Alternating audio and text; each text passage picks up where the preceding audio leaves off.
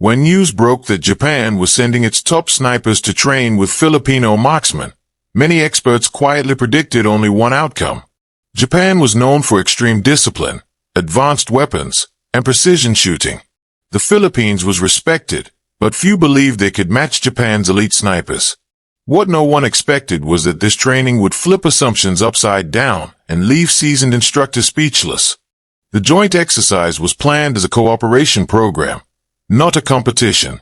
Still, from the moment the Japanese self-defense forces arrived in the Philippines, tension filled the air. Both sides were polite, respectful, and calm, but everyone knew something important was about to be tested. The training site was deep in Luzon, surrounded by thick jungle and uneven terrain. Heat and humidity wrapped the area like a blanket. For the Filipino marksmen, this environment felt familiar. For the Japanese snipers, it was a new challenge waiting to unfold. The Japanese team arrived with impressive equipment.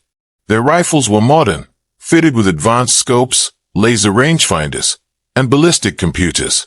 Every detail was measured. Every variable was calculated. Their confidence came from years of structured training and technology-driven accuracy.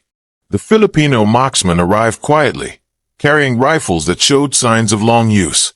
Their gear was simpler, sometimes older, but well-maintained. Their confidence did not come from equipment.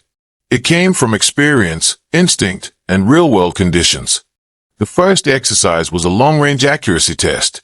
Targets were placed 1 kilometer away. The Japanese snipers went first. They adjusted their scopes, checked wind speed, measured distance, and fired with perfect form. Each shot landed cleanly. Observers nodded. This was expected. When the Filipino shooters stepped up, some instructors noticed something strange. There were fewer adjustments. Less time spent calculating. The shooters watched the trees, the grass, the air. They fired. The steel targets rang out. Not perfect, but consistent. Enough to surprise everyone watching. The second challenge involved moving targets. Metal plates slid across the field at unpredictable speeds.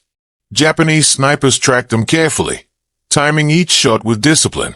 Their accuracy remained high, controlled, and clean.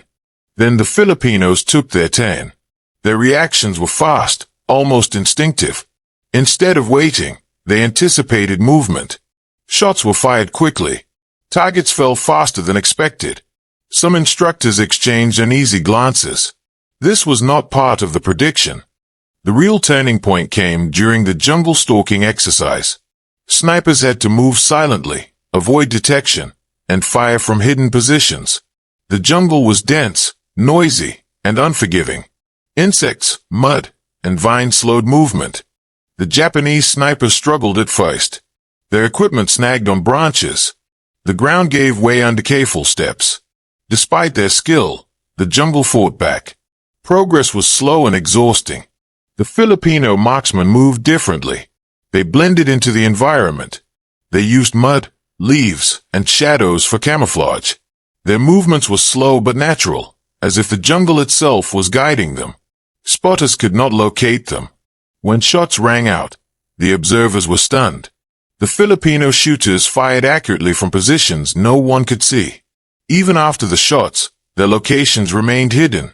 The jungle had swallowed them whole. The next test pushed physical limits. Shooters had to climb a steep hill carrying gear, then take a precision shot while their heart rate was high. Heat drained energy quickly. Sweat poured down faces. Japanese snipers climbed steadily but struggled with the humidity. Breathing became heavy. Stability was affected. Accuracy dropped slightly. It was not failure, but it was visible strain. The Filipino shooters climbed with surprising endurance. Many were used to long patrols and mountain movement.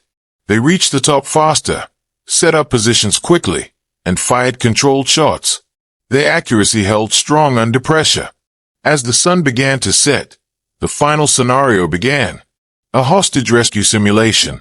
A tiny target window separated the threat from a civilian silhouette. One mistake meant failure. Silence fell over the range. The Japanese snipers fired first. Their shots were clean, careful, and technically flawless. Each round showed discipline and control. The instructors were satisfied. Then the Filipino marksmen stepped forward. Instead of waiting for the perfect still moment, they studied the movement pattern. They predicted the swing. They fired during a moment most would hesitate. The bullets passed cleanly through the narrow opening. Gasps followed. Even veteran instructors could not hide their shock. The level of timing, confidence, and instinct displayed was rare.